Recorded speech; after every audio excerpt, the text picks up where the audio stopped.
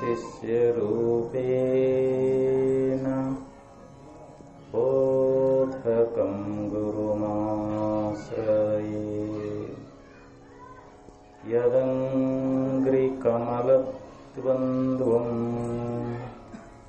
तापत्रयनिवारणम्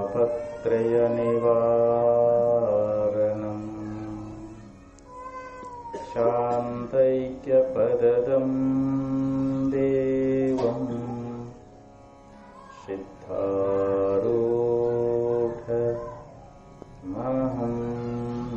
भजे सिद्धारूढमहं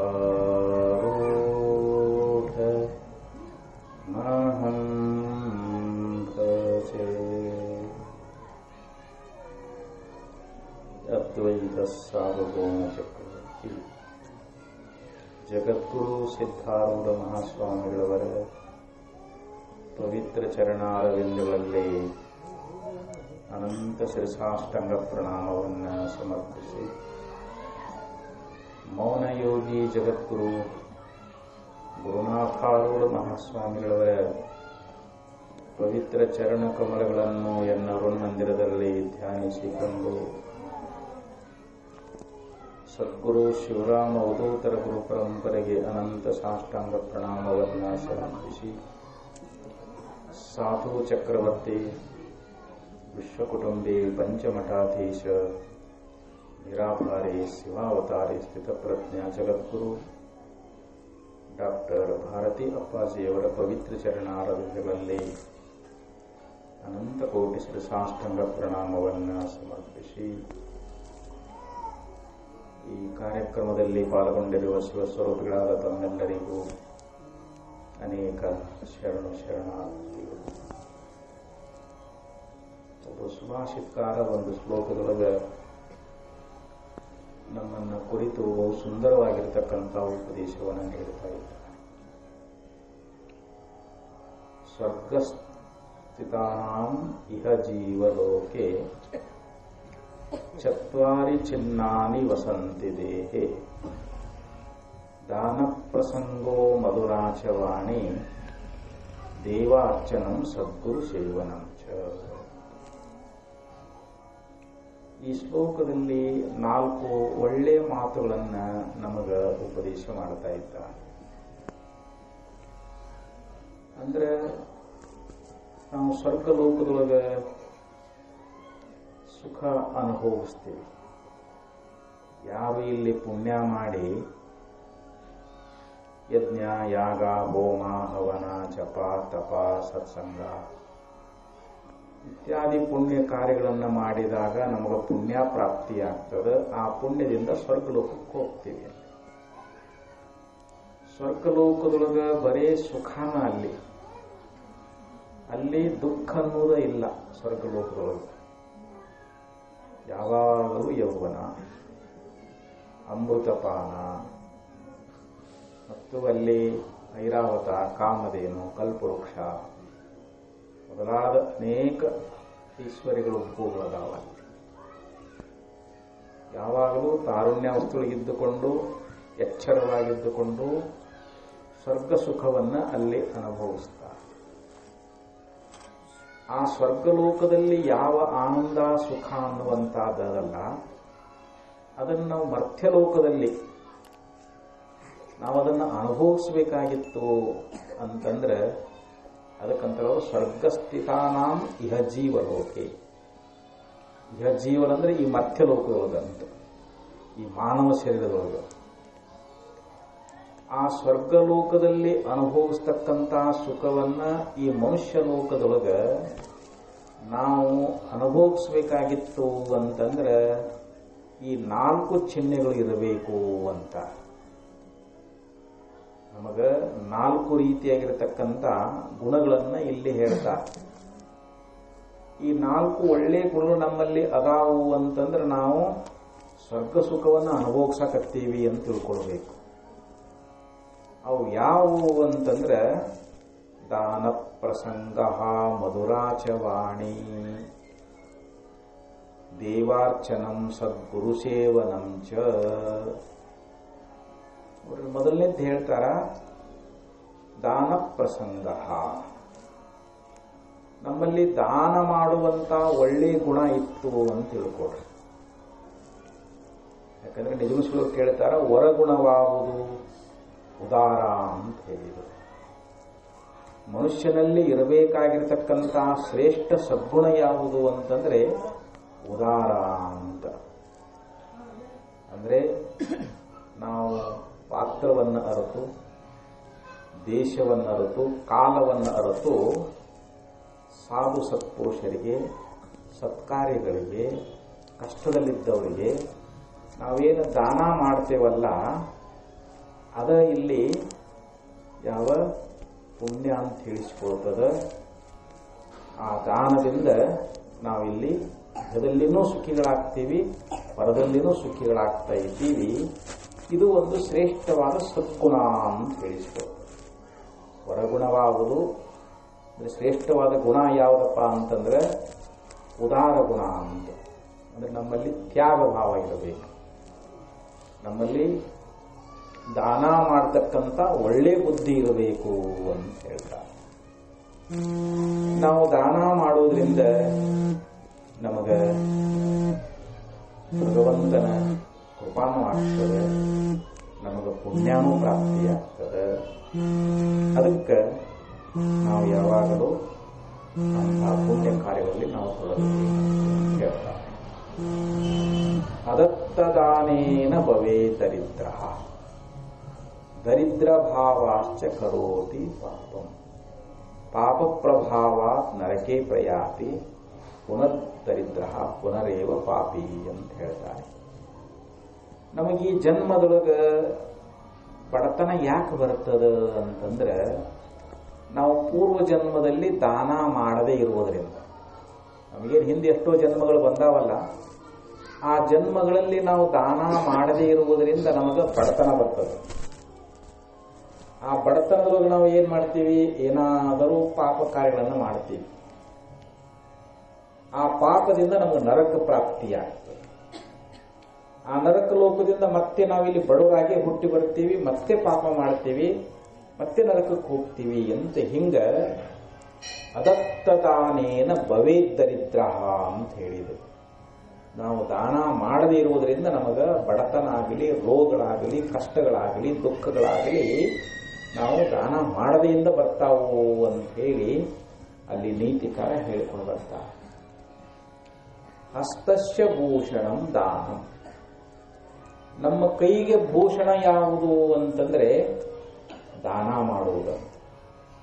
ನಾವು ಒಳ್ಳೆ ಬಂಗಾರದ ಬಳೆಗಳನ್ನಾಗಲಿ, ಕಡಗಳನ್ನಾಗಲಿ ಹಾಕೊಂಡ್ರೆ ಕೈಗೆ ಭೂಷಣ ಅಲ್ಲ. ಭಗವಂತ ನಮಗೇನು ಹಸ್ತ ಕೈ ಕೊಟ್ಟಾನಲ್ಲ, ಅದನ್ನ ಸಾಧು ಸತ್ಪುರುಷರಿಗೆ, ಬಡವರಿಗೆ ಏನಾದರೂ ಸಹಾಯ ಮಾಡಲಿ ಅಂತ ಕೊಟ್ಟಾನ, ಅದ ಭೂಷಣ. ಸತ್ಯಂ ಕಂಠಸ್ಯ ಭೂಷಣಂ, ನಮಗೆ ಭಗವಂತ ವಾಣಿ ಕೊಟ್ಟಾನ, ಆ ವಾಣಿಯಿಂದ ನಾವು ಸತ್ಯವನ್ನು ನುಡಿಬೇಕು ಅಂತ.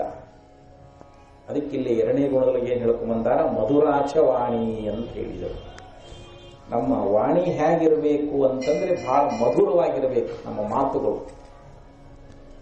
ನಮ್ಮ ಮಾತು ಇನ್ನೊಬ್ಬರ ಮನಸ್ಸನ್ನು ನೋಯಿಸುವಂತಿರಬಾರದು. ನಮ್ಮ ಮಾತುಗಳನ್ನ ಕೇಳುವುದರಿಂದ ಅವರಿಗೆ ಆನಂದ ಆಗಬೇಕು, ಹರ್ಷ ಉಕ್ಕಬೇಕು. ಓ, ಎಷ್ಟು ಚೆನ್ನಾಗಿ ಮಾತಾಡ್ತಾನಲ್ಲಪ್ಪ ಅಂತ ನಮ್ಮ ಮಾತುಗಳು ಅವು ಸತ್ಯ ಇರಬೇಕು, ಪ್ರಿಯ ಆಗಿರಬೇಕು, ಹಿತ ಆಗಿರ್ಬೇಕಂತ, ಮಿತ ಇರಬೇಕು. ಮಾತಾಡ್ತೇವಂತ ಹೇಳಿ ಬರೀ ಹಂಗೆ ಮಾತಾಡೋದು ಹಂಗ ಅತಿ ಮಾತನ್ನು ಕೂಡ ಒಳ್ಳೇದಲ್ಲ ಅಂತ.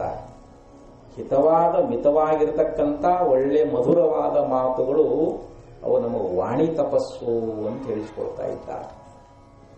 ಅದಕ್ಕೆ ಈ ಸತ್ಯ ಅನ್ನುವಂಥದ್ದು ನಮ್ಮ ಕಂಠಕ್ಕೆ ಭೂಷಣ.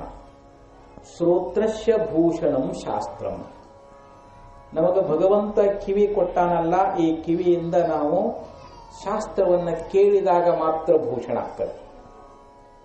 ನಾವು ಕಿವಿಯೊಳಗ ಓಲಿಗಳನ್ನು ಇಟ್ಕೊಳ್ಳೋದ್ರಿಂದ ನಮ್ಮ ಕಿವಿ ಶೋಭೆ ಆಗಂಗಿಲ್ಲ. ಕುಂಡಲಗಳನ್ನು ಹಾಕೊಳ್ತೀವಿ. ರಾಜ ಮಹಾರಾಜರು ಕುಂಡಲಗಳನ್ನು ಹಾಕೊಳ್ತಾ ಇದ್ರು ಕಿವಿಯೊಳಗೆ. ಅದರಿಂದ ಅದು ಭೂಷಣ ಅಲ್ಲ. ನಮ್ಮ ಕಿವಿ ಭೂಷಣ ಆಗಬೇಕಾಗಿತ್ತು ಅಂತಂದ್ರೆ ಶಾಸ್ತ್ರ ಶ್ರವಣ ಮಾಡಬೇಕು ಅಂತ. ಭೂಷಣೆ ಕಿಂ ಪ್ರಯೋಜನಂ ಅಂತ. ಈ ಹೊರಗಿನ ಆಭರಣಗಳಿಂದ ಏನು ಪ್ರಯೋಜನ? ಅದು ನಮ್ಮ ಶರೀರದ ಸೌಂದರ್ಯವನ್ನ ಉಂಟು ಮಾಡಬಹುದೇ ಹೊರತು ಅವು ನಿಜವಾದ ಮನುಷ್ಯನ ಭೂಷಣಗಳಲ್ಲ. ಮನುಷ್ಯನಿಗೆ ನಿಜವಾದ ಭೂಷಣ ಅಂತಂದ್ರೆ ಕೈಗೆ ದಾನ ಮಾಡುವುದು, ವಾಣಿಯೊಳಗೆ ಸತ್ಯ ನುಡಿಯುವುದು, ಕಿವಿಗಳಿಂದ ಶಾಸ್ತ್ರವನ್ನ ಕೇಳುವುದು ಅಂಥೇಳಿ ನೀತಿಕಾರ ಅಲ್ಲಿ ಹೇಳಿಕೊಂಡು ಬಂದ. ಅದಕ್ಕೆ ಇಲ್ಲಿ ಮೊದಲನೇ ಗುಣ ಯಾವುದು ಅಂತಂದ್ರೆ ಇಲ್ಲಿ ದಾನ ಮಾಡುವುದು ಅಂತ ಹೇಳ್ತಾರೆ. ಒಬ್ಬವ ಬಹಳ ಲೋಭಿ ಇದ್ದ, ಕಡುಲೋಭಿ ಇದ್ದ. ಯಾರಿಗೂ ಕೂಡ ಒಂದು ರೊಟ್ಟಿ ದಾನ ಮಾಡ್ತಿದ್ದಿಲ್ಲ. ಸಾಧುಗಳು ಬರಲಿ, ಯಾರ ಬರಲಿ, ಒಬ್ಬರಿಗೂ ಒಂದು 10 ರೂಪಾಯಿ ಕೊಡವಲ್ಲ. ಅಂಥ ಕಡುಲೋಭಿ ಇದ್ದ. ಮನೆಯೊಳಗೆ ಹೆಂಡತಿ ಮಾತ್ರ ಬಹಳ ಸಾಧ್ವಿ ಇದ್ಲು. ಅವಳಲ್ಲಿ ದಾನ ಮಾಡೋ ಬುದ್ಧಿ ಇತ್ತು. ಆದರೆ ಗಂಡ ಮಾತ್ರ ನೀ ಅಲ್ಲಿ ಯಾರಿಗೇನು ಕೊಡಬೇಡ ಅಂತ ಆಕೆಗೆ ಬಹಳ ಕಟ್ಟಪ್ಪಣೆ ಮಾಡಿದ್ದ. ಯಾರ ಬರಲಿ, ಸಾಧುಗಳು ಬರಲಿ, ಯಾರು ಬಂದ್ರು ಕೂಡ ನೀನು 1 ರೂಪಾಯಿ ದಾನ ಮಾಡಂಗಿಲ್ಲ ಅಂತ ಹೆಂಡತಿ ಹೇಳಿದ್ದ. ಮತ್ತು ಅವನು ಲೋಭಿ ಆದವನು ಯಾವಾಗಲೂ ಮತ್ತು ಅದು ಬಡ್ಡಿಯನ್ನು ದುಡ್ಡು ಕೊಟ್ಟಿರ್ತಾನ ನೋಡಿ. ತನ್ನ ಊರಾಗ ಅಲ್ಲ, ಬೇರೆ ಊರಾಗ ಸತೆ ಕೊಟ್ಟಿದ್ದವ. ಪರಸ್ಥಳದೊಳಗೆ ಬೇರೆ ಬೇರೆ ಹಳ್ಳಿ ಒಳಗೆ ಬಡ್ಡಿಯಿಂದ ಹಣ ಕೊಟ್ಟಿದ್ದ. ಮತ್ತು ಅವಾಗ ತಿಂಗಳಿಗೆ ಒಂದ್ಸಲ ಬಡ್ಡಿ ವಸೂಲು ಮಾಡಕ್ಕೆ ಹೋಗ್ತಿದ್ದ. ಒಂದ್ಸಲ ಏನಾಯ್ತು ಅಂತಂದ್ರೆ ಅಲ್ಲಿ ಬೇರೆ ಊರಿಗೆ, ದೂರ ಊರಿಗೆ ಹೋಗಿದ್ದ. ಅಲ್ಲೆಲ್ಲ ಬಡ್ಡಿ ವಸೂಲು ಮಾಡ್ಕೊಂಡು ಸುಮಾರು ಅವನ ಕಡೆ 1 ಲಕ್ಷ ರೂಪಾಯಿ ಇತ್ತು. ಅದು ತಗೊಂಡು ಬರ್ಬೇಕಾದ್ರೆ ಸಾಯಂಕಾಲ ಆಯ್ತು. ಅವಾರ ಒಬ್ಬನದ ನಡ್ಕೊಂಡು ಬರ್ಬೇಕು. ಅವಾಗೇನು ಬಸ್ಸಿನ ವ್ಯವಸ್ಥೆ ಏನು ಇದ್ದಿದ್ದಿಲ್ಲ. ಅವನ ಜೊತೆ ಯಾರೂ ಇಲ್ಲವೇ ಇಲ್ಲ. ಸೂರ್ಯರ ಮುಳುಗ್ಲಿಕ್ಕೆ ಹತ್ತಿದಾನ. ಅವನಿಗೆ ಭಯ ಆಗಕತ್ತು. ಏನು ಭಯ ಅವನಿಗೆ? ಯಾರಾದರೂ ಕಳ್ಳರು ಬಂದು ಕದ್ರೆ ಹೆಂಗ? ದುಡ್ಡಿದ್ದಾಗ ಮತ್ತೆ ಭಯ ಆಗ್ತೈತೆ ನೋಡಿ ಯಾರಿಗಾದ್ರೂ ಕೂಡ. ಅದು ಒಂದು ಊರಿಂದ ನಡ್ಕೊಂತ ಬರ್ಬೇಕಲ್ರಿ, ಸುಮಾರು 5-6 ಕಿಲೋಮೀಟರ್ ನಡ್ಕೊಂತ ಬರಬೇಕು. ಸೂರ್ಯ ಮುಳುಗಿದ, ಕತ್ಲಾಯ್ತು, ಇನ್ನು ಹೆಂಗ್ ಮಾಡೋದು ಅಂತ ಆದ್ರೂ ಧೈರ್ಯ ಮಾಡಿಕೊಂಡು ಬರಾಕತ್ತಿದ್ದ. ಅವತ್ತು ಬೆಳಗಿನ ಜಾವ ಏನಾಗಿತ್ತು ಅಂದ್ರೆ ಅವೇನು ಆ ಊರಿಗೆ ಹೋಗಿದ್ನಲ್ಲ, ಹೋಗುವಾಗ ಅವನ ಹೆಂಡತಿ ಗುರ್ತಾಯ್ತೀವ, ಹೆಂಗಿದ್ರು ಬರ್ಬೇಕಾ, ಸಾಯಂಕಾಲ ಆಗ್ತದ ಅಂಥೇಳಿ ಆ ಒಬ್ಬ ಮಹಾತ್ಮ, ಒಬ್ಬ ಸಂತ, ಒಬ್ಬ ಶಿವಯೋಗಿ ಭವತಿ ಭಿಕ್ಷಾಂದೇಹಿ ಅಂತ ಬಹಳ ಹಸುದು ಬಂದಿದ್ದ. ಬಹಳ ಹಸಿವಾಗಿತ್ತು ಅವನಿಗೆ. ಒಂದ್ ದಿವಸ ಅವನಿಗೆ ಆಹಾರ ಸಿಕ್ಕಿದ್ದಿಲ್ಲ. ಆ ಊರಿಗೆ ಬಂದ, ಅವ್ರ ಮನೆ ಮುಂದರ ಬಂದಂದ್ರ. ಅವಾಗೊಬ್ಬ ಯೋಗಿ ಹಸದು ಬಂದಾನ. ನಾನು ಇವನಿಗೆ ಏನಾದರೂ ಸ್ವಲ್ಪ ರೊಟ್ಟಿ ಕೊಡಬೇಕು, ಇವನ ಹಸಿವೆಯನ್ನು ಹಿಂಗಿಸಬೇಕು ಅಂತ ಆ ತಾಯಿ ಮನಸ್ಸಿನಾಗ ಬಂತು. ಇದ್ರು ನನ್ನ ಗಂಡ ಇಲ್ಲ, ಹೋಗ್ಯಾನ. ಹಸದು ಬಂದ ತತ್ವಬಲ್ಲ ಶಿವಯೋಗಿಗೆ ತುತ್ತು ಪ್ರಸಾದವನ್ನಿಕ್ಕಿದರೆ ಕೈಲಾಸ ಒತ್ತಿ ಬೀಳುವುದು ಸರ್ವಜ್ಞ ಅಂತ ಹೇಳ್ತಾ. ಸರ್ವಜ್ಞ ಕವಿ ಏನ್ ಹೇಳ್ತಾರ? ತತ್ವಬಲ್ಲಂತ ಒಬ್ಬ ಶಿವಯೋಗಿಗೆ ಒಂದು ತುತ್ತು ಪ್ರಸಾದ ನೀಡಿದ್ರೆ ಕೈಲಾಸನ ಪ್ರಾಪ್ತಿ ಆಗ್ತದಂತ ಹೇಳ್ತಾರ. ಅದಕ್ಕೆ ಈ ಮಹಾತ್ಮನಿಗೆ 1-2 ರೊಟ್ಟಿ ಕೊಡಬೇಕು ಅಂತ ಹೇಳಿ ರೊಟ್ಟಿ ದಾನ ಮಾಡಿದಳು. ಆ ಶಿವಯೋಗಿ ಒಂದಿಷ್ಟು ಪಲ್ಯ ಹಚ್ಕೊಂಡು 1-2 ರೊಟ್ಟಿ ತಂದು ಆ ಶಿವಯೋಗಿ ಕೈಯೊಳಗೆ ಕೊಟ್ಟಳು. ಅವನು ಬಹಳ ಆನಂದವಾಗಿ ಸಂತೋಷದಿಂದ ಆ ರೊಟ್ಟಿ ತಿಂದು ಹರಸಿದ. ದೀರ್ಘ ಸುಮಂಗಲಿ ಭವ ಅಂತ ಆಶೀರ್ವಾದ ಮಾಡಿದ. ಆಶೀರ್ವಾದ ಮಾಡಿ ಹೊರಟು ಹೋದ. ಅವಾಗ ಅಲ್ಲೇನಾಯ್ತು ಅಂತಂದ್ರೆ ಆಕೆ ಏನೋ ಒಂದು ಖುಷಿ. ಒಬ್ಬ ಮಹಾತ್ಮನಿಗೆ, ಹಸಿದಿರ್ತಕ್ಕಂಥ ಒಬ್ಬ ಮಹಾತ್ಮನಿಗೆ 1-2 ರೊಟ್ಟಿ ಕೊಟ್ಟನೆಲ್ಲ, ನನಗೆ ಆಶೀರ್ವಾದ ಮಾಡಿದ್ರಲ್ಲ ಅಂತ ಅದ ಆನಂದವಾಗಿದ್ದು. ಅವ ಏನು ರಾತ್ರಿ ಬರಾಕತ್ತಿದ್ನಲ್ಲ, ಸೂರ್ಯ ಮುಳುಗಿತ್ತು, ಕೈಯ ಹತ್ತೆಕರ 1 ಲಕ್ಷ ರೂಪಾಯಿ ಹಣ ಅದ, ಮನೆಗೆ ತೊಗೊಂಡು ಬರಾಕತ್ತಾನ. ಅವ ಸಂಕಲ್ಪ ಮಾಡಿದಾಗ ಮಧ್ಯ ನಡು 2 ಊರು ನಡುವು ಬಂದಾನ. ಕತ್ಲಾಗಿಬಿಟ್ಟದ. 4 ಜನ ಕಳ್ಳರು ಬಂದ್ಬಿಟ್ರು. ಕಳ್ಳರು ಬಂದ್ಬಿಟ್ರು. ಅವಾಗ ಯಾಕಂದ್ರೆ ಅವ್ರ ಕಡೆ ಚಾಕು ಚೂರಿ ಎಲ್ಲ ಇದ್ದೂರು. ಅವರು ಹೇಳಿದ್ರು, ನೋಡಪ್ಪ ನಿನ್ನಲ್ಲಿರ್ತಕ್ಕಂಥ ಹಣ ಕೊಡು, ನಿನ್ನಲ್ಲಿ ಏನದ ಇದ್ದದ್ದು ಕೊಡು, ಇಲ್ಲ ಕೊಡ್ಲಿಲ್ಲ ಅಂದ್ರೆ ನಾವು ನಿನ್ನನ್ನು ಇಲ್ಲೇ ಕೊಂದು ಹಾಕಿಬಿಡ್ತೇವೆ ನೋಡು ಅಂತಂದ್ರು. ಎಲ್ಲ ಬಡಿಗಿಡಿ ಎಲ್ಲ ತಗೊಂಡು ಬಂದಿದ್ರು ಅವರು ಹೊಡಿಬೇಕಂತ ಹೇಳಿ. ಅವಾಗಂದ ಮೊದಲ ಲೋಭಿ ನೋಡ್ರಿ ಅವ ಜಿಪುಣ, ಅವ ದುಡ್ಡು ನನ್ನ ಕಡೆ ಇಲ್ಲ, ಹಂಗ ಇಲ್ಲ ಅಂತ ಅನ್ನಕತ್ತ. ನೋಡಿ ಇದ್ದದ್ದು ಕೊಟ್ಟಿ ಸರಳಾಯ್ತು. ಇಲ್ಲ ಅಂತ ನಾವು ನಿನ್ನ ಬಡದ್ ಕೊಲ್ತೀವಿ ನೋಡು ಅಂತಂದು. ಅವಾಗ ಅವ ತನ್ನ ದುಡ್ಡು ಬಚ್ಚಿಟ್ಕೊಳಕ್ ಹತ್ತ. ಕಿತ್ಕೋತಾರಬ ಅಂತೇಳಿ ಅವ ಕೊಡಲೇ ಇಲ್ಲ. ಅವಾಗ ಅವ್ರು ಬಡಿಗೆ ತಗೊಂಡು ಅವನಿಗೆ ಹೊಡಿಬೇಕನ್ನೊಳಗಾಗಿ ಒಂದು 4 ರೊಟ್ಟಿ ಆಕಾರದಲ್ಲಿರ್ತಕ್ಕಂಥ ಚಕ್ರಗಳು ಅವನು ಸುತ್ತುವರಿಯಕತ್ತೂರ. ಅವ್ರೇನು ಬಡಿಗೆ ತಗೊಂಡು ಬಡಿತಾರ ಆ ಚಕ್ರಕ್ಕನ ಬಡಿತಿದ್ವು. ಅವನಿಗೆ ಒಂದು ಏಟನೂ ಬೀಳಿಲ್ಲ, ಒಂದು ಬಡತನೂ ಬೀಳಿಲ್ಲ. ಅವನಿಗೆ ಆಶ್ಚರ್ಯ ಆಯಿತು, ಇದೇನಪ್ಪ ಇವು ಯಾವ ನನ್ನ ಸುತ್ತಲೂ ಚಕ್ರ ತಿರುಗಲಿಕ್ಕತ್ತಿದಾವು, ಇವರು ಹೊಡೆದಿರ್ತಕ್ಕಂಥ ಆ ಬಡಿಗೆ ಏಟು ನನಗೊಂದು ಬೀಳ್ತಾ ಇಲ್ಲ, ಜನ ಶಬ್ದ ಆಕೈತವು ಆ ಚಕ್ರಕ್ಕೆ ಬಡಿತಾ ಇದ್ದಾರೆ. ಅವರಂದ್ರು ಇವನು ಯಾವ ಮಹಾನುಭಾವದಾನ ಕಾಣಿಸ್ತದೆ, ನಾವು ಬಡದು ಒಂದು ಏಟು ಇವನಿಗೆ ಬೀಳ್ತಾ ಇಲ್ಲ, ಬೇಡಪ್ಪ ಇವನು ತಡುವುದು ಬೇಡ ಅಂತ ಹೇಳಿ ಅವರು 4 ಮಂದಿ ಕಾಡು ಓಡಿ ಹೋಗ್ಬಿಟ್ರಂತ. ಮನೆಗೆ ಬಂದ, ಹೆಂಡತಿ ಮುಂದೆ ಬಂದು ಹೇಳಿದ, ನೋಡು ಇವತ್ತ ನಾನು ರಾತ್ರಿ ಸಮಯದಲ್ಲಿ ಬರಬೇಕಾದ್ರೆ 4 ಜನ ಕಳ್ಳರು ನನ್ನಲ್ಲಿರ್ತಕ್ಕಂಥ ದುಡ್ಡು ಕದಿಯಾಕ ನೋಡಿದ್ರು, ನಾನು ಕೊಡ್ಲಿಲ್ಲ, ಬಡಗಿ ತಗೊಂಡು ನನಗೆ ಹೊಡ್ಯಾಕತ್ರು.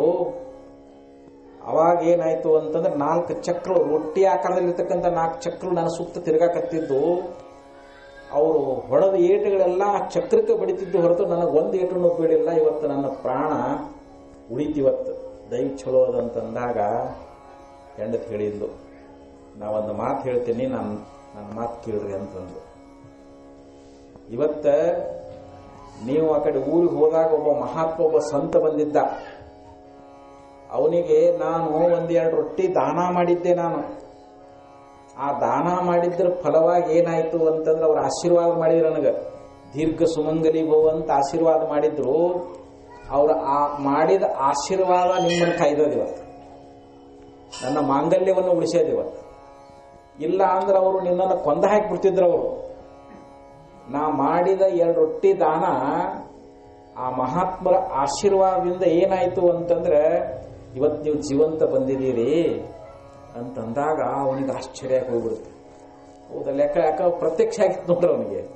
ಆ ರೊಟ್ಟಿಗಳು ಬಂದು ಚಕ್ರಗಳು ಬಂದು ರಕ್ಷಣೆ ಮಾಡಬೇಕಾಗಿತ್ತು ಅಂತಂದ್ರೆ, ನನ್ನ ಹೆಂಡತಿ ಮಹಾತ್ಮನಿಗೆ ಕೊಟ್ಟ ಆ ರೊಟ್ಟಿ ದಾನ ಮಾಡಿದ್ದ ಇವತ್ತು ನನ್ನ ಪ್ರಾಣ ಉಳಿದದ, ನಾ ಇನ್ನು ಚಿಪ್ಪುಣ ಲೋಭತನ ಮಾಡಕ್ ಹೋಗಬಾರ್ದು ಅಂತ ಹೇಳಿ ಅವಾಗ ಅವನಲ್ಲಿ ಉದಾಹರಣೆ ಬಂತು. ನೀ ನಿತ್ಯ ಸಾಧು ಕರ್ಕೊಂಡು ಊಟ ಮಾಡಿಸ್ಬಿಟ್ಟಾವ, ಇನ್ನು ನೀ ಮಾಡೋ ಪುಣ್ಯಕ್ಕೆ ನಾ ಏನೂ ಅಡ್ಡ ಬರಂಗಿಲ್ಲ, ಇನ್ನು ಮೇಲೆ ನೀ ಏನಾರ ದಾನ ಮಾಡು ಅಂತ ಹೇಳಿದ. ಅವನು ಕೂಡ ದಾನ ಮಾಡಕ್ ಪ್ರಾರಂಭ ಮಾಡಿದಂತ. ಹಂಗ ಮನುಷ್ಯನಲ್ಲಿ ಒಂದು ದಾನ ಗುಣ ಅನ್ನುವಂಥದ್ದಿತ್ತು ಅಂತಂದ್ರೆ ಆ ದಾನವೇ ನಮ್ಮನ್ನು ಕಾಪಾಡ್ತದಂತ, ಆ ಪುಣ್ಯ ಅನ್ನುವಂಥದ್ದು ನಮ್ಮನ್ನು ರಕ್ಷಣಾ ಮಾಡ್ತದಂತ ಹೇಳ್ತಾ ಇದ್ದಾರೆ. ಅದಕ್ಕಿಲ್ಲಿ ದಾನ ಪ್ರಸಂಗ ಅಂತ ಹೇಳಿದ್ರು. ಅದು ದಾನ ಮಾಡಬೇಕಂದ್ರೂ ಕೂಡ ಪಾತ್ರವನ್ನು ಅರ್ಥ ಮಾಡಬೇಕಂತ. ಸುಪಾತ್ರದಾನೇನ ಭವೇದನಾಢ್ಯ ದಾನ ಪ್ರಭಾವಾತ್ ಕರೋತಿ ಪುಣ್ಯಂ ಪುಣ್ಯ ಪ್ರಭಾವಾತ್ ಸುರಲೋಕವಾಸಿ ಪುನರ್ಧನಾಢ್ಯ ಪುನರೇವ ಭೋಗಿ. ಶ್ಲೋಕದಲ್ಲಿ ನೀತಿಕಾರ ಹೇಳ್ತಾನ, ಸುಪಾತ್ರದಾನೇನ ಭವೇದನಾಢ್ಯ. ನಾವು ಒಳ್ಳೆ ಪಾತ್ರವನ್ನು ಅರಿತು ಒಳ್ಳೆ ನಾವು ಸತ್ಕಾರ್ಯಗಳಿಗೆ ನಾವು ದಾನ ಮಾಡಿದೀವಿ ಅಂತಂದ್ರೆ ಅದರಿಂದ ನಮಗೆ ಸಂಪತ್ತು ಪ್ರಾಪ್ತಿಯಾಗ್ತದಂತ. ಧನಪ್ರಭಾವಾತ್ ಕರೋತಿ ಪುಣ್ಯಂ. ಯಾವಾಗ ನಮಗೆ ಭಗವಂತ ಸಂಪತ್ತು ಕೊಟ್ಟ ಅಂತಂದ್ರೆ ಅದರಿಂದ ನಾವು ಪುಣ್ಯದ ಕೆಲಸ ಮಾಡ್ತೀವಿ, ನಮಗೆ ದಾನ ಮಾಡ್ತೀವಿ, ಇನ್ನೂ ಏನಾದರೂ ಯಜ್ಞ ಹೋಮ ಹವನ ನಾವು ಅನೇಕ ಪುಣ್ಯ ಕಾರ್ಯಗಳನ್ನು ಮಾಡ್ತೀವಿ. ನಮ್ಮಲ್ಲಿ ಸಂಪತ್ತು ಬಂದಾಗ ನಾವು ಮಾಡೋದೆಲ್ಲ ನಾವು ಪುಣ್ಯ ಮಾಡ್ತೀವಲ್ಲ, ಆ ಪುಣ್ಯದಿಂದ ನಮಗೆ ಸ್ವರ್ಗಲೋಕ ಪ್ರಾಪ್ತಿ ಆಕದಂತ. ಪುಣ್ಯ ಪ್ರಭಾವ ಸುರಲೋಕವಾಸ. ನಾವು ಈ ಶರೀರ ಬಿಟ್ಟ ನಂತರದೊಳಗೆ ನಮಗೆ ಸ್ವರ್ಗಲೋಕ ಪ್ರಾಪ್ತಿಯಾಗಬೇಕು ಅಂದ್ರೆ ನಾವು ಪುಣ್ಯ ಮಾಡಬೇಕು. ಪುಣ್ಯ ಪ್ರಭಾವ ಸುರಲೋಕವಾಸಿ ಪುನರ್ಧನಾಢ್ಯ ಪುನರೇವ ಭೋಗಿ ಅಥವಾ ಸುಖಿ ಅಂತ ಹೇಳ್ತಾರೆ. ನಾವು ಅಲ್ಲಿಂದ ಅಲ್ಲಿ ಸ್ವರ್ಗಲೋಕ ಸುಖ ಅನುಭವಿಸಿ ಮತ್ತೆ ಇಲ್ಲಿ ನಾವು ಶ್ರೀಮಂತರಾಗಿ ಹುಟ್ಟಿ ಬರ್ತೇವಂತ. ನಾವು ಮಾಡಿದ ಪುಣ್ಯದಿಂದ ಅಲ್ಲಿ ಆ ಪುಣ್ಯದ ಅವಶೇಷ ತಗೊಂಡು ಬಂದು ಮತ್ತೆ ಇಲ್ಲಿ ಶ್ರೀಮಂತರೇ ಆಗ್ತೀವಿ, ಮತ್ತೆ ನಾವು ಸುಖಿಯೇ ಆಗ್ತೀವಿ, ನಾವು ಒಳ್ಳೆ ಭೋಗವನ್ನು ಪಡಿತಾ ಇದ್ದೀವಿ ಅಂತ ನೀತಿಕಾರ ನಮಗೆ ಉಪದೇಶ ಮಾಡಿಕೊಂಡು ಬರ್ತಾ ಇದ್ದ. ಅದಕ್ಕೆ ಇಲ್ಲಿ ಮೊದಲನೇ ಗುಣ ಯಾವುದು? ದಾನ ಪ್ರಸಂಗ ಅಂತ ಹೇಳಿದರು. ಇನ್ನು ಎರಡನೇದು ಮಧುರಾಚ ವಾಣಿ ಅಂತ ಹೇಳಿದರು. ನಮ್ಮ ವಾಣಿ ಹೇಗಿರಬೇಕು ಅಂತಂದ್ರೆ ಬಹಳ ಮಧುರವಾಗಿರಬೇಕು ಅಂತ. ಜಿಹ್ವಾಗ್ರೇ ವಸತೆ ಲಕ್ಷ್ಮಿ, ಜಿಹ್ವಾಗ್ರೇ ಮಿತ್ರ ಬಾಂಧವಾ, ಜಿಹ್ವಾಗ್ರೇ ಬಂಧನಂ ಪ್ರಾಪ್ತಂ, ಜಿಹ್ವಾಗ್ರೇ ಮರಣಂ ಧ್ರುವಂ ಅಂತ ಹೇಳ್ತಾರೆ. ನೋಡಿ, ನಾಲಿಗೆಯೊಳಗನ ನಮಗ ಸಂಪತ್ತು ಬರಬೇಕಂದ್ರೂ ನಮ್ಮ ನಾಲಿಗೆ ಅಂದ್ರೆ ನಮ್ಮ ಒಳ್ಳೆ ಮಾತುಗಳು ಅಂತ. ಈಗೊಬ್ಬ ದೊಡ್ಡ ಶ್ರೀಮಂತದಾನಂತ ತಿಳ್ಕೊಡ್ರಿ ನೀವು, ಅವನ ಹತ್ರ ಹೋಗಿ ನಾವು ಅವನನ್ನ ಒಳ್ಳೆ ರೀತಿಯಿಂದ ವರ್ಣನ ಮಾಡಿದ್ದೀವಿ, ಅವನ ಬಗ್ಗೆ ನಾವು ಬಹಳ ಕೊಂಡಾಡಿದೀವಿ ಅಂತಂದ್ರೆ ಅವಾಗ ಅವನು ಪ್ರಸನ್ನನಾಗಿ ಏನ್ ಮಾಡ್ತಾನ? ನಮಗ ದುಡ್ಡು ಕೊಡ್ತಾನ, ನಮಗೆ ಹಣ ಕೊಡ್ತಾನ. ಒಬ್ಬ ಶ್ರೀಮಂತ, ಒಬ್ಬ ರಾಜ ಅದಾನಂತ ತಿಳ್ಕೊಡ್ರಿ ನೀವು, ಮಹಾರಾಜ ಒಬ್ಬ ಮಂತ್ರಿ ಅದಾನಂತ ತಿಳ್ಕೊಡ್ರಿ. ಮಂತ್ರಿ ಹತ್ರ ಹೋಗಿ ನೀ ಬಹಳ ಉದಾರಿದೀಪ, ನೀ ಬಹಳ ಒಳ್ಳೆ ದಾನ ಸೂರದೇವಿ ಹಾಗಂತ ಹೇಳಿ ಅವನ ಬಗ್ಗೆ ವರ್ಣನ ಮಾಡಿ ಅವನ ಮನಸ್ಸು ಪ್ರಸನ್ನ ಆಗುವಂತೆ ನಾವು ಮಾಡಿದೀವಿ ಅಂತಂದ್ರೆ ಅದಕ್ಕೆ ಜಿಹ್ವಾಗ್ರೇ ವಸತೆ ಲಕ್ಷ್ಮಿ ಅಂತ. ನಮ್ಮ ನಾಲಿಗೆ ತುದಿಯೊಳಗನ ಲಕ್ಷ್ಮಿ ವಾಸ ಮಾಡ್ಕೊಂಡಾಳ ಅಂದ್ರೆ ನಮ್ಮ ಒಳ್ಳೆಯ ಮಾತುಗಳಿಂದ ನಮಗೆ ಲಕ್ಷ್ಮಿ ಪ್ರಾಪ್ತಿ ಆಗ್ತಾಳ ಅಂತ. ಜಿಹ್ವಾಗ್ರೇ ಬಂಧನಂ ಪ್ರಾಪ್ತಂ. ನಮ್ಮ ನಾಲಿಗೆ ತುದಿಯೊಳಗನ ನಮಗ ಬಂಧನ, ನಾವು ಪೊಲೀಸ್ ಸ್ಟೇಷನ್ಗೆ ಹೋಗ್ತೇವಂತ. ಅಂತ ತಿಳ್ಕೊಡ್ರಿ ನೀವು, ಯಾರಿಗಾದ್ರೂ ಏನಾದ್ರೂ ಒಂದು ಮಾತಾಡಿದೀವಿ ಅಂತಂದ್ರೆ ಒಬ್ಬ ಮಂತ್ರಿ, ಒಬ್ಬ MLA ಅಥವಾ ಒಬ್ಬ ಸಾಹುಕಾರಗ ನಾವೇನಾದ್ರೂ ಬಿರ್ಸ್ ಮಾತಾಡಿದೀವಿ ಅಂತ ತಿಳ್ಕೊಡ್ರಿ ನೀವು, ಏನಾಗ್ತೈತಿ? ಅವ ಬಡಿತಾನ ಅಥವಾ ನಮ್ಮನ್ನ ಜೈಲಿಗೆ ಕಳಿಸ್ತಾನ, ಹೌದಿಲ್ಲ? ಒಬ್ಬ ಏನ್ ಮಾಡಿದ ಅಂತಂದ್ರೆ ಕೇಳಿರಿ, ಸುಮ್ಮನೆ ನೆನಪಿಸ್ಕೊಡ್ತೀನಿ, ನೆನಪು ಮಾಡ್ತೀನಿ ಅಷ್ಟೇ. ಒಬ್ಬ ದೊಡ್ಡ ಶ್ರೀಮಂತ ಒಂದು ಮಹಡಿ ಮನೆ ಕಟ್ಟಿಸಿದ್ದ. ಒಂದು ಒಳ್ಳೆ ಸ್ಥೂಲವಾದ ಕಾಯ ಶರೀರ. ಮಹಡಿ ಮೇಲೆ ಮನೆಯಾಗ ಕುಳಿತಿದ್ದ ಮೇಲೆ ಒಬ್ಬ ಹುಡುಗ ಬಂದನು. ಅವನಿಗೆ ಸಂಸ್ಕಾರ ಇಲ್ಲ, ಯಾರ ಜೋಡಿ ಹೆಂಗ ಮಾತಾಡಬೇಕನ್ನೋ ಕಲಾ ಇಲ್ಲ ಅವನಿಗೆ. ಅವ ರಸ್ತೆಯೊಳಗೆ ಬರಾಕತ್ತಿದ್ದ. ಆ ಹುಡುಗ ನೋಡಿ, ಆ ಹುಡುಗ ಸಾವುಕಾರ ನೋಡಿ ನಗಾಕತ್ತಂದ್ರು. ಸಾವುಕಾರ ಏನಂದುಕೊಂಡ, ಬಹುಶಃ ನಾ ಏನು ಮನೆ ಕಟ್ಟಿನಲ್ಲ, ನನ್ನ ಮನೆ ನೋಡಿ ಬಹುಶಃ ಆನಂದ ಪಟ್ಟು ನಕ್ಕಿರ್ಬೇಕಿವ, ಆ ಬಾಲಕನ ಕರ್ಕೊಂಬರ್ರಿ ಅಂತಂದ್ರು. ಕರ್ಕೊಂಡು ಬಂದ ಮೇಲೆ ಅವನಿಗೆ ಕೇಳ್ತಾ ಇದ್ದ. ಸಾವುಕಾರ ಕೇಳಿದ, ಏನಪ್ಪ ಹುಡುಗ ಯಾಕೆ ನಕ್ಕಿ ಅಂತ ಕೇಳಿದ. ಅವಾಗ ಹುಡುಗ ಏನ್ ಅನ್ಬೇಕ್ರಿ, ಏನ್ರಿ ಸಾವುಕಾರ ನಿಮ್ ಸೇರಿ ನೋಡಿ ಇಷ್ಟು ಸ್ಥೂಲ ಕಾಯ, ಅಕಸ್ಮಾತ್ ನೀವು ಒಳಗಿದ್ದಾಗ ನಿಮ್ಮ ಪ್ರಾಣ ಹೋಯಿತು ಅಂತಂದ್ರ ನಿಮ್ಮ ಶರೀರ ಹೊರಗೆ ಹೆಂಗ ತರ್ತಾರ ಅಂತ ನೋಡಿ ನಗು ಬಂತು ಅಂತಂದ. ಕಷ್ಟಲ್ಲ ಅಂತೇಳಿ ಕಂಬಕ್ಕೆ ಆಳುಗಳಿಗೆ ಹೇಳಿ ಕಂಬಕ್ಕೆ ಕಟ್ಟಿಸ್ಬಿಟ್ಟ. ಈ ಸುದ್ದಿ ಅವ್ರ ತಂದಿ ಗುರ್ತಾಯ್ತು. ತಂದಿ ಬಂದನ್ರಿ, ಎಲ್ಲಾ ವಿಷಯ ಗುರ್ತಾಯ್ತು ಅವನಿಗೆ. ತಂದಿಗೆ ನಮ್ಮ ಮಗನ ಕಟ್ಟ್ಯಾರ ಅನ್ನೋದು. ಅವಾಗ ಅವ ಸಾಹುಕಾರಿ ಹೇಳ್ತಾನೆ, ನೋಡಿ ನಮ್ಮ ಮಗಗೆ ಬುದ್ಧಿ ಇಲ್ರಿ, ಹೆಂಗ್ ಮಾತಾಡ್ಬೇಕು ಗುರುತಿಲ್ಲ. ಅಲ್ಲ ಅವಾಗ ಇಷ್ಟು ತಿಳಿಬಾರ್ದ, ನೀವು ಅಕಸ್ಮಾತ್ ಒಳಗಿದ್ದಾಗ ನಿಮ್ಮ ಶರೀರ ಹೊರಗೆ ಬರಲಿಲ್ಲ ಅಂತಂದ್ರೆ ಕೊಡ್ಲಿ ತಗೊಂಡು ತುಂಡು ತುಂಡು ತುಂಡು ಮಾಡಿ ಬುಟ್ಟೆ ಹಾಕೊಂಡು ಹೊರಗೆ ತಂದ್ರಾಯ್ತ್ರಿ. ನೋಡಿ ಇಷ್ಟು ನಮಗೆ ಇಷ್ಟು ಬುದ್ಧಿ ನೋಡ್ರಿ ಅಂತಂದ.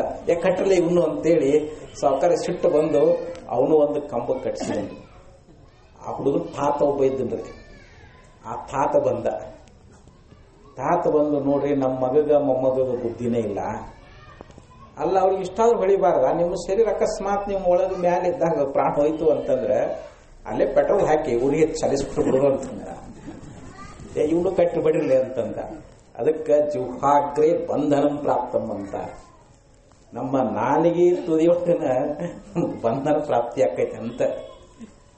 ಜಿಹ್ವಾಗ್ರೇ ಮಿತ್ರ ಬಾಂಧವ. ನೋಡ್ರಿ, ನಮ್ಮ ಒಳ್ಳೆ ಮಾತುಗಳಿದ್ರ ನಮಗ ಬಂಧುಗಳು ಆಗ್ತಾರೆ. ಒಳ್ಳೆ ಮಾತಿತ್ತು ಅಂತಂದ್ರೆ ಸ್ನೇಹಿತರಾಗ್ತಾರೆ. ನಾವು ಅವಾಚ್ಯ ಮಾತುಗಳನ್ನ ಮಾತಾಡಿದ್ರೆ, ಬಿರ್ಸ್ ಮಾತಾಡಿದ್ರೆ ನಮ್ಗೆ ಯಾರು ಸ್ನೇಹಿತರಿರ್ತಾರೆ? ನಮಗೆ ಅವನು ವಾಣಿ ಸರಿ ಇಲ್ಲಪ್ಪ, ಮತ್ತೆ ಇರುವುದು ಬೇಡ ಅಂತ, ಅವನ ಸಂಘದಾಗ ಇರುವುದು ಬೇಡ ಅಂತಾರ ಅವರು. ನಮ್ಮ ವಾಣಿ ಒಳ್ಳೇದಿತ್ತು ಅಂತಂದ್ರೆ ನಮಗ ಬಂಧುಗಳು, ಒಳ್ಳೆ ಬಂಧುಗಳಾಗಬೇಕಂದ್ರೂ ನಮ್ಗೆ ಒಳ್ಳೆ ಮಾತಿರ್ಬೇಕು. ನಮ್ಮ ಮಾತುಗಳು ಅದಕ್ಕೆ ನುಡಿದರೆ ಮುತ್ತಿನ ಹಾರದಂತಿರಬೇಕು, ನುಡಿದರೆ ಸ್ಫಟಿಕದ ಸಲಾಕೆಯಂತಿರಬೇಕು, ನುಡಿದರೆ ಮಾಣಿಕ್ಯದ ದೀಪ್ತಿಯಂತಿರಬೇಕು. ನುಡಿಯೊಳಗಾಗಿ ನಡೆಯದಿದ್ದರೆ ಮೂಗು ಕೊಯ್ಯದ ಮಾಣಬನೆ ಕೂಡಲ ಸಂಗಮ ದೇವ. ಅದಕ್ಕೆ ನಮ್ಮ ನುಡಿಗಳು ಹೆಂಗಿರಬೇಕು ಅಂತಂದ್ರೆ ಮುತ್ತಿನ ಹಾರದಂತೆ ಅಂತ. ಮುತ್ತಿನ ಹಾರ ನೋಡಾಕ ಎಷ್ಟು ಸುಂದರ ಇರ್ತದೆ, ನಮ್ಮ ಮನಸ್ಸನ್ನು ಹೆಂಗ ಆಕರ್ಷಣೆ ಮಾಡ್ತದೆ, ಹಂಗ ನಾವು ಮಾತಾಡಿದ ಮಾತುಗಳು ಮುತ್ತು ಸುಳ್ದಂಗಿರ್ಬೇಕಂತೆ. ಅಂದ್ರೆ ಅಷ್ಟು ಮೃದು ಇರಬೇಕು. ಮೃದು ವಚನವೇ ಸಕಲ ಜಪಂಗಳಯ್ಯ, ಮೃದು ವಚನವೇ ಸಕಲ ತಪಂಗಳಯ್ಯ, ಸದು ವಿನಯವೇ ಸದಾಶಿವನ ಒಲುಮೆಯ್ಯ ಅಂತ ಹೇಳ್ತಾರೆ. ನಾವು ಮಾತಾಡತಕ್ಕಂಥ ಮೃದು ವಚನ ಅದೇ ಜಪ ಅನಿಸ್ಕೊಳ್ತದ, ಅದೇ ತಪಸ್ಸು ಅನಿಸ್ಕೊಳ್ತದ. ನಾವು ವಿನಯದಿಂದ ಏನು ಮಾತಾಡ್ತೇವಲ್ಲ ಅದರಿಂದ ಭಗವಂತ ಒಲಿತಾನಂತ ನೋಡಿ. ನಮ್ಮ ಮಧುರವಾದ ವಾಣಿಗೆ ಭಗವಂತ ಒಲಿತಾ ಇದ್ದಾನೆ ನೋಡಿ. ದ್ರೌಪದಿ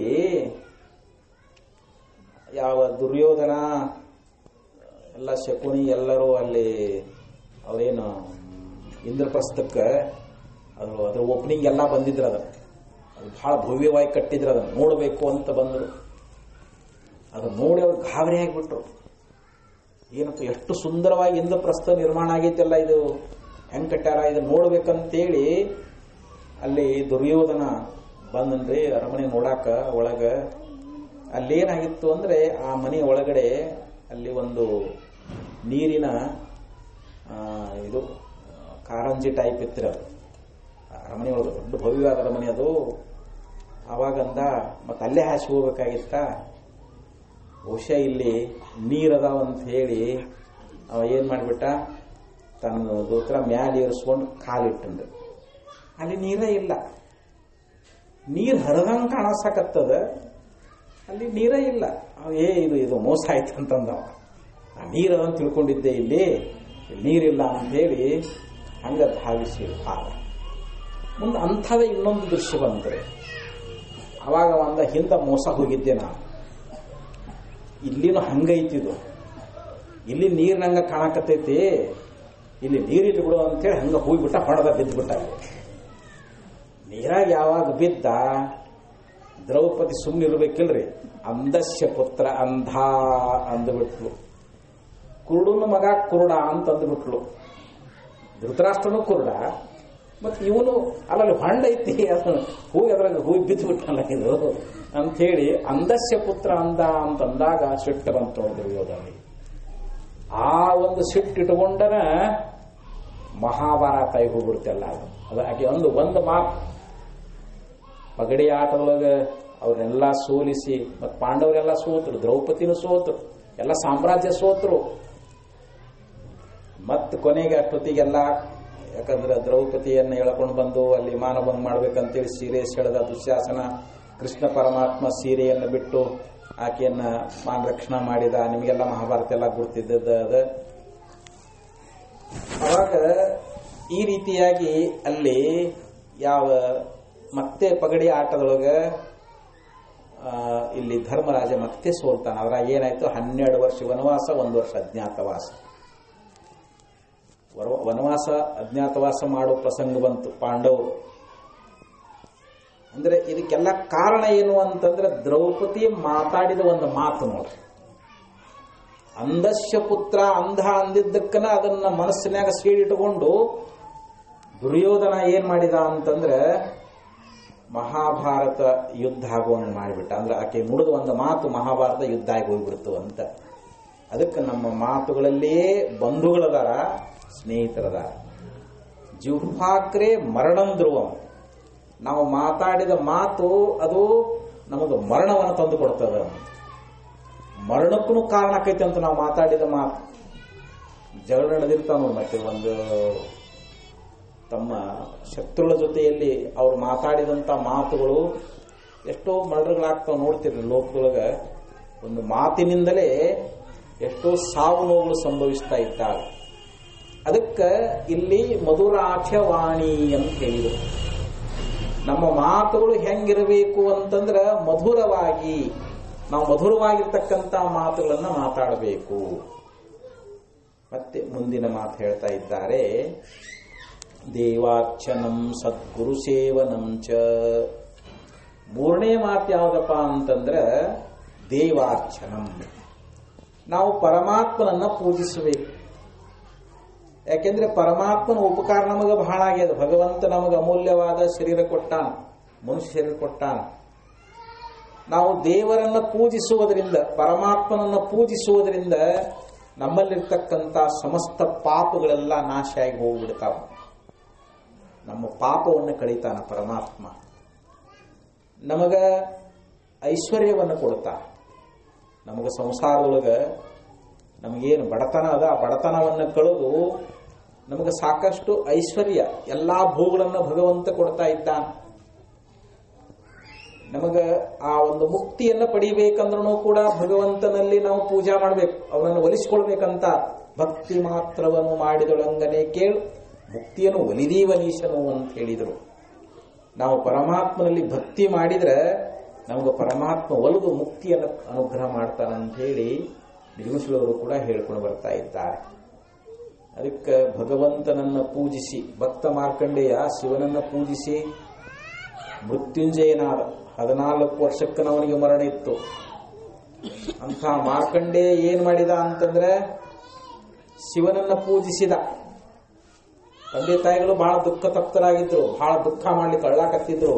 16 ವರ್ಷ ಮುಗಿಯಾಕ್ ಬಂತು. ಇನ್ನು ಮಾರ್ಕಂಡೇಯ ನಮ್ಮ ನಗಲಿ ಹೋಗ್ತಾನೆ, ಇವನಿಗೆ ಪ್ರಾಣ ಹೋಗ್ತದೆ, ಯಮಧರ್ಮ ಇವನು ಪ್ರಾಣ ತಗೊಂಡು ಹೋಗ್ತಾನ ಅಂತ ಹೇಳಿ ಅವ್ರು, ಯಾಕಂದ್ರೆ ಶಿವನಲ್ಲಿ ತಪಸ್ಸು ಮಾಡಿ ಪಡ್ಕೊಂಡಿದ್ರು ಅವನ. ಯಾವಾಗ ಮಾರ್ಕಂಡನಿಗೆ ಗೊತ್ತಾಯ್ತು ಅವಾಗ ಶಿವನನ್ನ ಪೂಜಿಸಿದ ಭಕ್ತಿಯಿಂದ. ಮಾರ್ಕಂಡೇಯ ಅವನನ್ನ ಪೂಜಿಸಿದ್ರಿಂದ ಏನಾಯ್ತು, ಯಮ ಬಂದು ಪ್ರತ್ಯಕ್ಷ ಆಗಿ ಅವನ ಪಾಶ ಹಾಕುವ ಸಮಯದೊಳಗೆ ಅಲ್ಲಿ ಶಿವ ಪ್ರಕಟನಾಗಿ ಯಮನನ್ನ ತ್ರಿಶೂಲ ತಗೊಂಡು ತಿವಿದು ಅವನನ್ನು ಓಡಿಸಿಬಿಟ್ಟ. ಮಾರ್ಕಂಡೇಯನಿಗೆ ಮೃತ್ಯುಂಜಯನಾಗುವಂತ ಆಶೀರ್ವಾದ ಮಾಡಿದ. ನೋಡು, ಮಾರ್ಕಂಡೇಯ ಮೃತ್ಯುವನ್ನು ಜಯಿಸಬೇಕಾಗಿತ್ತು, ಅವನು ಮರಣವನ್ನು ಗೆಲ್ಲಬೇಕಾಗಿತ್ತು ಅಂತಂದ್ರೆ ಅವನು ಮಾಡಿರ್ತಕ್ಕಂಥ ದೇವಾರ್ಚನೆ, ಪರಮಾತ್ಮನನ್ನು ಪೂಜಿಸಿದ್ರಿಂದ ಅವನಿಗೆ ಮೃತ್ಯು ಅನ್ನುವಂತಾದ ದೂರ ಆಯಿತು.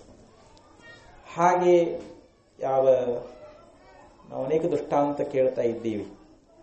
ಹಿಂದೆ ಅನೇಕ ಶರಣರಾಗಲಿ ಸಂತರಾಗಲಿ ಆ ಭಗವಂತನನ್ನ ಪೂಜಿಸಿ ಅವನ ಕೃಪಾ ಪಡ್ಕೊಂಡಾರ. ಬೇಡರ ಕಣ್ಣಪ್ಪ ಅವನು ಕೂಡ ಶಿವನನ್ನ ಪೂಜಿಸಿದ. ಅರಣ್ಯದೊಳಗ ಅವನು ಹೆಂಗ ದೇವರನ್ನ ಶಿವನ ಹೆಂಗ್ ಪೂಜಾ ಮಾಡ್ತಿದ್ದ ಅಂದ್ರೆ ತನ್ನ ಬಾಯೊಳಗೆ ನೀರು ಹಿಡ್ಕೊಂಡ್ಬಿಡ್ತಿದ್ದಂತ ಅಭಿಷೇಕ ಮಾಡಾಕ ದೇವರಿಗೆ. ನಾವು ಹೆಂಗ ಪಾತ್ರೆ ತಗೊಂಡು ಹೋಗ್ತೇವಲ್ಲ, ಯಾಕೆ ಅವನಿಗೆ ಆ ಭಾವ ಇಲ್ಲೇ ಇಲ್ಲ. ಇದು ಎಂಜಲಾದ ಏನಿಲ್ಲೇ ಇಲ್ಲ. ಅವನ ಭಾವ ಪರಿಶುದ್ಧವಾಗಿತ್ತು. ಪರಮಾತ್ಮ ಅವನನ್ನು ಹೆಂಗ ನೀರು ತಂದು ಹಾಕ್ತಾನಂತ ನೋಡ್ಲಿಲ್ಲ. ಅವನು ಮಾಂಸವನ್ನೇ ನೈವೇದ್ಯ ಮಾಡ್ತಿದ್ದ ಶಿವನಿಗೆ. ಬೇಡ ಕಣ್ಣಪ್ಪ ಮಾಂಸವನ್ನೇ ನೈವೇದ್ಯ ಮಾಡ್ತಿದ್ದ. ಆದರೂ ಕೂಡ ಅವನನ್ನು ಪರೀಕ್ಷೆ ಮಾಡಿದ. ಇವನ ಭಾವ ಎಂತದ್ದು, ಇವನು ಮಾಡುವಂತ ಭಕ್ತಿಯನ್ನು ಪರೀಕ್ಷೆ ಮಾಡಬೇಕಂತೇಳಿ ಆ ಪರಮಾತ್ಮನ ಕಣ್ಣೊಳಗೆ ರಕ್ತಧಾರೆ ಬಂದಾಗ ಅವ ಹೆದರಿ ಓಡಿ ಹೋಗ್ಲಿಲ್ಲ.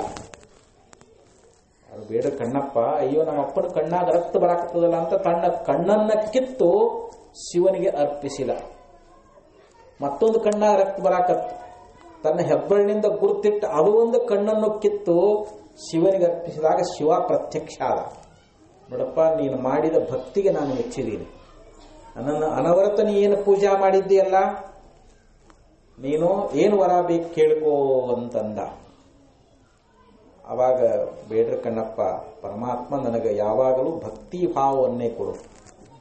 ಸದಾ ನೀನು ಇಲ್ಲಿ ಕಾಳಹಸ್ತಿಯಲ್ಲೇ ವಾಸ ಮಾಡಿಕೊಂಡು ನಮ್ಮೆಲ್ಲರಿಗೂ ಎಲ್ಲ ಭಕ್ತರನ್ನ ನೀನು ಕಾಪಾಡಬೇಕು, ಅವರಿಗೆ ಆಶೀರ್ವಾದವನ್ನು ಕೊಡಬೇಕು ಅಂತ ಹೇಳಿ ಈ ರೀತಿ ಕೇಳಿಕೊಂಡ ಅಂತ ನಾವು ಕೇಳ್ತಾ ಇದ್ದೀವಿ. ಅದಕ್ಕೆ ಪೂಜಿಸುವುದರಿಂದ ದೇವತೆಗಳನ್ನು, ಶಿವ ಅಂತಾಗಲಿ ರಾಮ ಅಂತಾಗಲಿ ಕೃಷ್ಣ ದೇವನೊಬ್ಬ ನಾಮಲು. ಪರಮಾತ್ಮ ಅನೇಕ ನಾಮಗಳಿಂದ ಕೂಡಿಕೊಂಡು ಅನೇಕ ರೂಪವನ್ನ ಧಾರಣ ಮಾಡಿದ್ರು. ಶಿವ ಅಂದ್ರೂ ಅವನೇ, ರಾಮ ಅಂದ್ರೂ ಅವನೇ, ಕೃಷ್ಣ ಅಂದ್ರೂ ಅವನೇ, ನಾರಾಯಣ ಅಂದ್ರು ಎಲ್ಲ ಅವನೇ. ಒಬ್ಬ ಪರಮಾತ್ಮನೇ ಇಲ್ಲಿ ಅನಂತ ರೂಪದಿಂದ ತೋರ್ತಾ ಇದ್ದಾನ. ನಮ್ಮ ಆರಾಧ್ಯ ದೈವ ಯಾವುದು?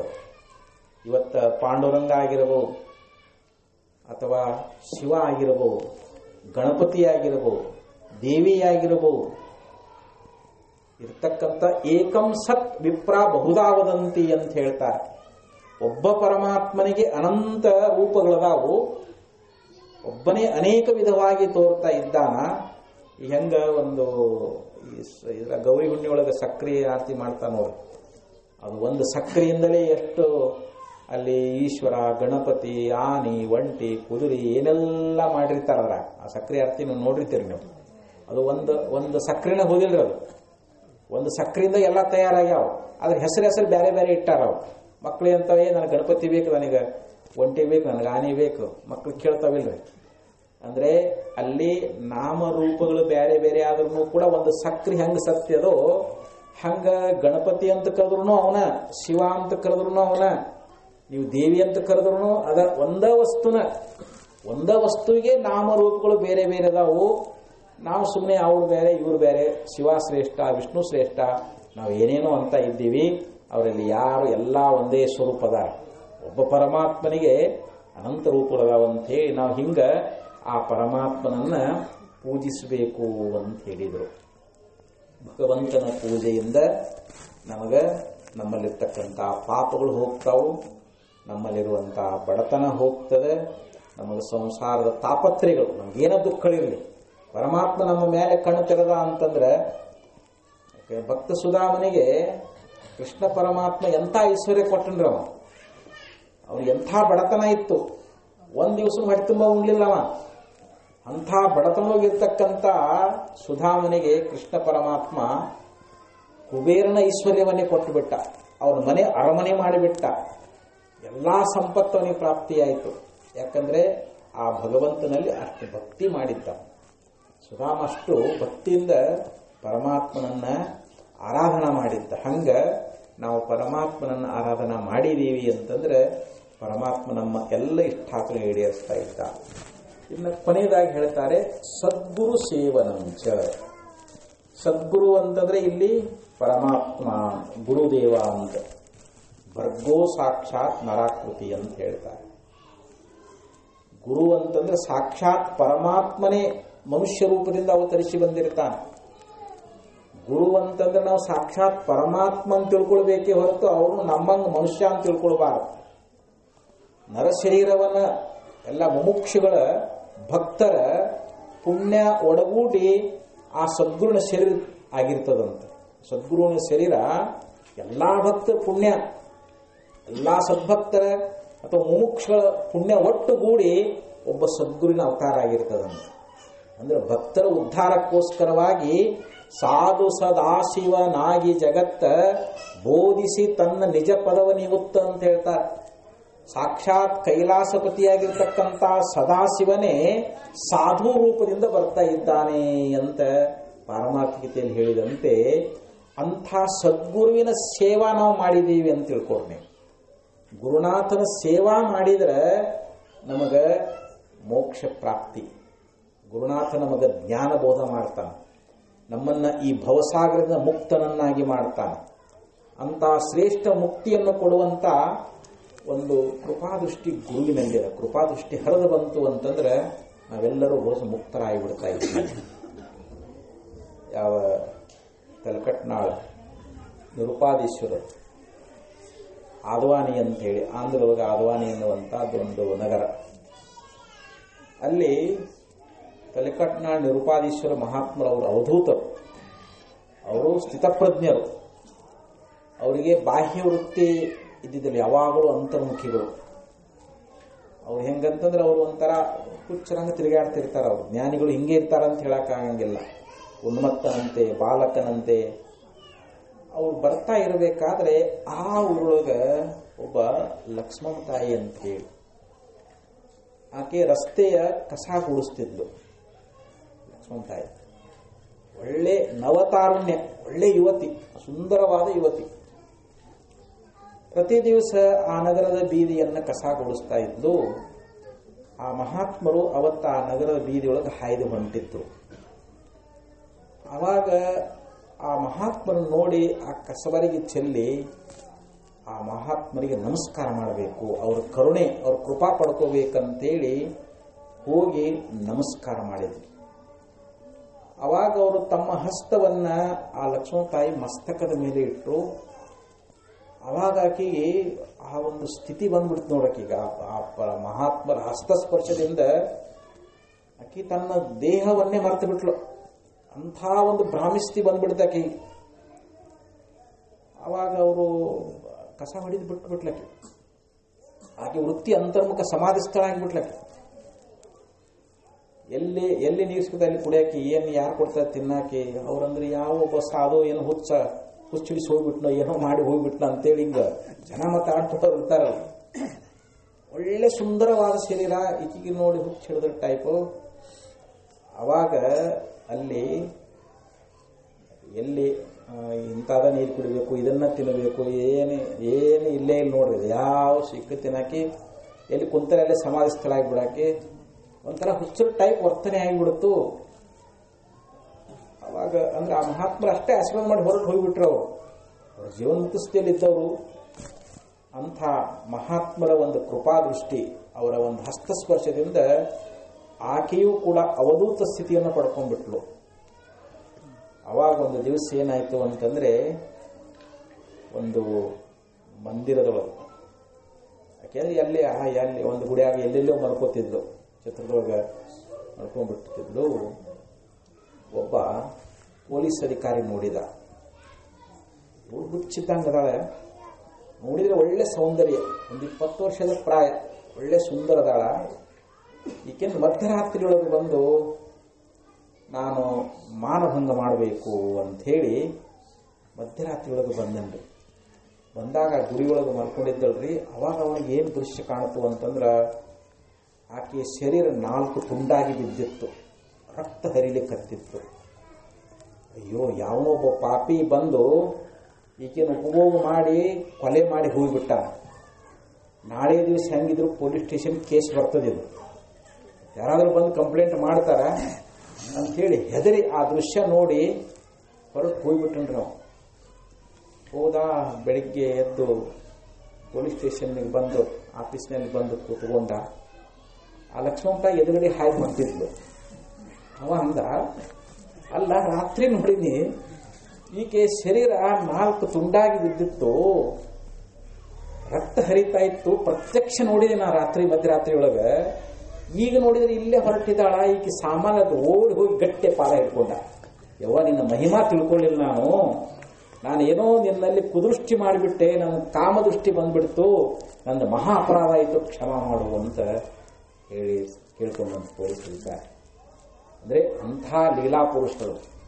ಆಕೆ ಹುಬ್ಬಳ್ಳಿಗೆ ಬರ್ತಾಳ ಅಂದಾಗ ಸಿದ್ಧಾರ್ಥ, ಅದು ಲಕ್ಷ್ಮಣ ತಾಯಿ ಬರ್ತಾಳಪ್ಪ, ಹೋಗು ನಡ್ರಿ ಪೊಲೀಸ್ ಸ್ಟೇಷನ್ಗೆ ಹೋಗು ನಡ್ರಿ, ರೈಲ್ವೆ ಸ್ಟೇಷನ್ಗೆ ಬರ್ತಾಳ ಅಂತೇಳಿ ಸಿದ್ಧಾರ್ಥ ಭಕ್ತರು ಕರ್ಕೊಂಡು ಬಂದಿರತ್ತೆ ನೋಡ್ರಿ. ಮತ್ತೆ ಕೆಂತ ಸ್ಥಿತಿ ಇರಬೇಕು. ಸಿದ್ಧಾರ್ಥರು ರೈಲ್ವೆ ಸ್ಟೇಷನ್ಗೆ ಭಕ್ತರು ಕರ್ಕೊಂಡು ಬರ್ಬೇಕಾಗಿ ಸ್ವಾಗತ ಮಾಡ್ಕೊಂಡು ಲಕ್ಷ್ಮಣ ತಾಯಿ ಬರಕತ್ತಾಳ ಅಂತ ಹೇಳಿ ಅನ್ನಬೇಕಾದ್ರೆ ಆಕೆಗೆ ಎಂಥ ಒಂದು ಸ್ಥಿತಿ, ಎಂಥ ಅವಧೂತ ಸ್ಥಿತಿ ಆಕೆಗೆ ಪ್ರಾಪ್ತ ಆಗಿತ್ತು ಅನ್ನೋದನ್ನ ನಾವು ಅರ್ಥಕೊಳ್ಬೇಕಾಗ್ತದೆ. ಅದಕ್ಕೆ ಹಿಂಗ ಇಲ್ಲಿ ಗುರುವಿನ ಕರುಣ, ಗುರುವಿನ ನಾವು ಸೇವಾ ಮಾಡಿದ್ರೆ, ಗುರುವಿನ ಕೃಪಾ ಆದರೆ ನಾವು ಅಂಥ ಜೀವನ್ಮುಕ್ತಿ ವಿಲಕ್ಷಣ ಆನಂದ ಪಡೆಯಕ್ಕೆ ಸಾಧ್ಯ. ನಾವು ಸಕಾಮಿಗಳಾಗಿದ್ರೆ, ನಮಗೇನಾದ್ರೂ ಫಲಾಪೇಕ್ಷೆ ಇತ್ತು ಅಂತಂದ್ರೆ ಸದ್ಗುರುಗಳು ನಾವು ಕೇಳಿದಂಥ ಭೋಗ ಪದಾರ್ಥಗಳನ್ನು ಕೊಡ್ತಾ, ನಮ್ಮ ಬಡತನ ದೂರ ಮಾಡ್ತಾ, ನಮಗೆ ಸಂತಾನ ಭಾಗ್ಯವನ್ನು ಕೊಡ್ತಾ, ನಮಗೆ ಬಂದಿರತಕ್ಕಂಥ ರೋಗ ರುಜಿನಗಳು ಏನೇ ಇರಲಿ ಅವೆಲ್ಲ ನಿವಾರಣೆ ಆಗ್ತಾವೆ. ಗುರುವಿನ ಸೇವಾ ಮಾಡಿದರೆ ಅವೆಲ್ಲ ದೂರ ಆಗ್ತಾ ಇದ್ದಾವೆ. ಅದಕ್ಕೆ ನಾವು ಆ ಸದ್ಗುರುನಾಥನ ಸೇವಾ ಮಾಡಿ ಅವನ ಕರುಣೆ, ಅವನ ಕೃಪಾ ಪಡ್ಕೊಂಡು ನಾವು ಈ ಭವಸಾಗರದಿಂದ ಮುಕ್ತರಾಗಬೇಕಾಗಿದೆ. ಅದಕ್ಕೆ ಇಲ್ಲಿ ನೀತಿಕಾರ ಸ್ವರ್ಗಸ್ಥಿತಾನಾಂ ಇಹ ಜೀವಲೋಕೆ 4 ಚಿನ್ನಾನಿ ವಸಂತಿ ದೇಹೆ. ಅಂದ್ರೆ ಈ 4 ಗುಣಗಳು ಯಾವುವು? ದಾನ ಮಾಡುವಂತ ಬುದ್ಧಿ, ಮಧುರವಾದ ಮಾತುಗಳು, ಮತ್ತು ಪರಮಾತ್ಮನ ಪೂಜಾ, ಸದ್ಗುರುವಿನ ಸೇವಾ. ಈ 4 ಗುಣಗಳು ಯಾರಲ್ಲಿ ಅದಾವೋ ಅವರು ಸ್ವರ್ಗ ಸುಖ ಅನುಭವಿಸ್ತಾರಂತ ತಿಳ್ಕೊಳ್ಬೇಕು. ಅವ್ರ ಜೀವನದೊಳಗೆ ಸ್ವರ್ಗ ಸುಖ ಅನ್ನೋದನ್ನು ತಿಳ್ಕೊಳ್ಬೇಕು ಅವರಿಗೆ. ಮತ್ತು ಅವರು ಸ್ವರ್ಗ ಲೋಕವನ್ನು ಪಡಿತಾರಂತ ತಿಳ್ಕೋಬೇಕು. ಯಾಕೆ ಇಂಥ 4 ಗುಣ ನಮ್ಮಲ್ಲಿ ಅದಾವು ಅಂತಂದ್ರೆ ನಮಗೆಂದೂ ನರಕ ಪ್ರಾಪ್ತಿಯಾಗಂಗಿಲ್ಲ. ನಾವು ಸ್ವರ್ಗಾದಿ ಲೋಕ ಉತ್ತಮ ಲೋಕಗಳನ್ನೇ ಪಡಿತಾ ಇದ್ದೀವಿ ಅಂತ.